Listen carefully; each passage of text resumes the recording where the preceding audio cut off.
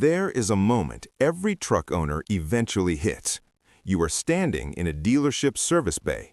Your truck is perfectly drivable, and they are telling you it cannot leave until a software update is authorized and flashed through their system. Not a mechanical problem, not a failed part, a software flag. And the truck just sits there, running fine, waiting on a technician with a laptop and a dealer license to tell it everything is okay. That moment is not an accident. It was engineered. Modern trucks are not just mechanical machines anymore. They're rolling software platforms. And the people who built them wrote the rules so that you need their permission to fix, modify, or sometimes just operate what you already paid for. Your name is on the title. Your money is in their bank. And still, the truck answers to them first. This is not about safety. It was never about safety. This is about control.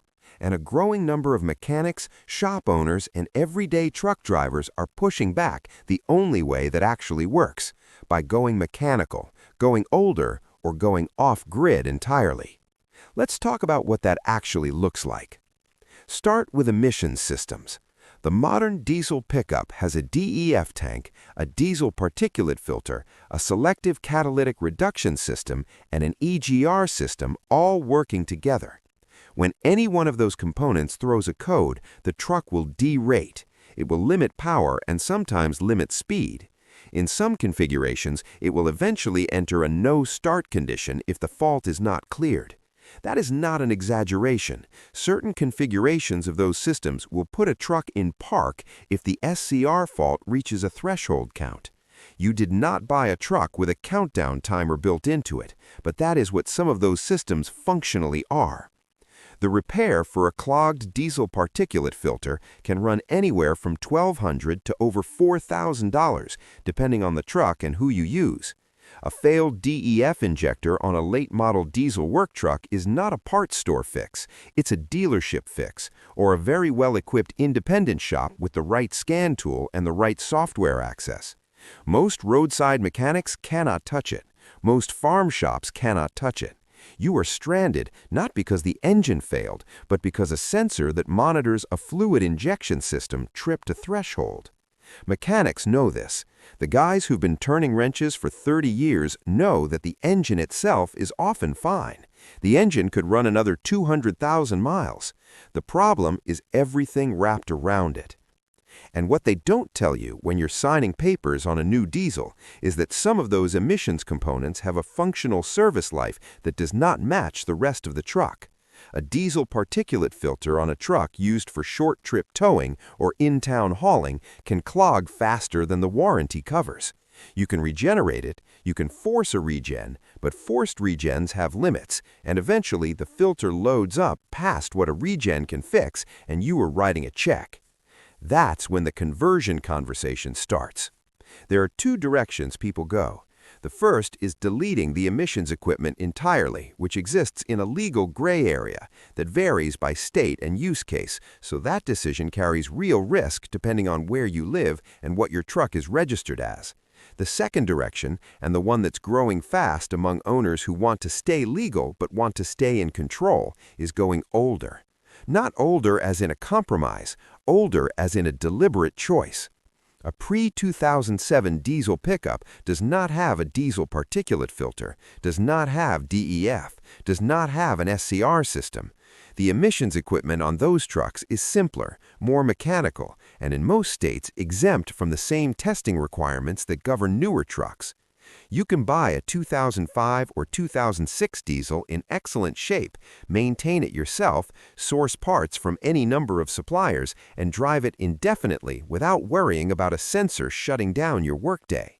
The engines in those trucks, the 5.9 Cummins, the 6.6 Duramax before the DPF, the 6.0 or 7.3 Power Stroke, are machines that mechanics understand completely. There is no proprietary lockout preventing an independent shop from running a diagnostic. There is no module that requires dealer programming to replace. A 6.0 Power Stroke will give you trouble if you don't head stud it and run an EGR delete on the coolant side, but those are known problems with known fixes that cost a fraction of what modern repairs run. A 12-valve Cummins from the mid-90s has a mechanical injection pump. You can set the fuel delivery with a screwdriver and a torque wrench. That engine does not need a laptop to run. It doesn't check in with a server. It doesn't ask for permission. That simplicity is not nostalgia. That is freedom. Now look at what the new trucks are adding. Cylinder deactivation on gasoline half-tons, active fuel management systems that cycle 8-cylinder engines down to 4 under light load. Those systems run through the ECU and depend on functioning solenoids, lifters that physically deactivate, and oil pressure management that has to be exactly right. When AFM lifters fail, and they fail at a rate that GM dealerships know very well, you're looking at a potential engine teardown on a truck that might have 100,000 miles on it. There are documented cases of owners discovering collapsed AFM lifters in trucks that were maintained according to schedule. The fix is a cam replacement and a full AFM delete kit to prevent it from happening again. $4,000 to $6,000 on a truck you still owe money on. The workaround to that is an AFM disabler plugged into the OBD2 port, which tricks the system into keeping all cylinders active all the time. It's a $12 plug from an online retailer, and it works. That says everything about the complexity. The hardware is capable of running properly. The system was just programmed to cycle it down, and a $12 signal interrupter defeats the whole thing. When a $12 plug defeats a system the manufacturer told you was engineered for efficiency and longevity, you start asking harder questions. You start asking why your truck's infotainment stores your location history, why some newer GM trucks have the capability built in to share real-time location data with OnStar even when the subscription is inactive, why Ford's Connected Services Agreement includes language about driving behavior data collection, why automakers are pushing towards subscription-based remote start, subscription-based heated seats, subscription-based lane assist. These are not conspiracy theories. These are documented features in production vehicles on sale in American dealerships right now. The truck culture that built this country ran on ownership. You bought the machine, you maintained the machine, you fixed the machine. That was the deal. That deal has been quietly rewritten, one software update at a time. The mechanics who understand this are the ones who stockpile pre-2007 diesels. They're the ones pulling good engines out of accident-damaged older trucks and keeping them on stands in their shops. They're the ones who will tell any serious truck owner straight.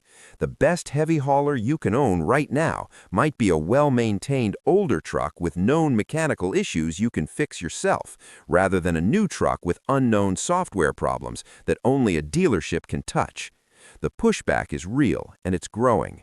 Right to repair pressure is building at the federal level. Independent repair shops are fighting for access to OEM diagnostic data. Owners are choosing older platforms deliberately, not because they can't afford new ones, but because they understand what modern ownership actually costs. So here's the question for every truck owner watching this. Have you already hit that moment in the dealership service bay, or are you still waiting for it to happen? Drop your experience in the comments. Tell us what system got you, what it cost, and whether you're considering going older and going mechanical. If you want to keep learning how to own your truck instead of letting it own you, hit subscribe. This channel exists for the people who still believe a wrench and a clear title should be enough.